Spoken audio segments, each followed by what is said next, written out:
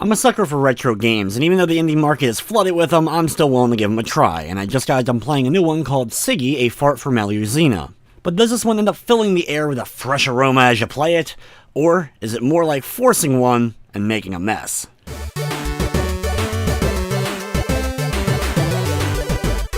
In Sigi A Fart for Melusina, you're playing as a knight named Sigi who is a little bit gassy. He farts near a mermaid, she runs away, and the game is spent trying to find her. You'll go through 20 levels, deal with a few bosses, and overall, a decent retro experience for about the half hour that it lasts.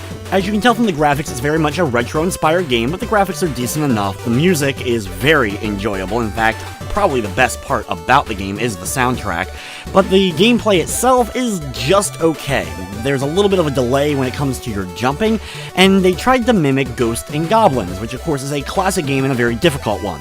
Thankfully, this game is far from difficult because they load the levels with extra life opportunities, checkpoints that will set you back only a few seconds, and so many checkpoints during the already really short levels, it makes beating the game an absolute breeze. Unfortunately though, this boils over also into the boss fights. They're extremely easy because they don't regain health when you die, so you're able to just get right back into battle, you respawn right away, and can keep unleashing moves against the bosses. Some bosses are a little bit more challenging than others as you'll have to hit them from behind, but even then, they really are easy, especially compared to many other retro-inspired games.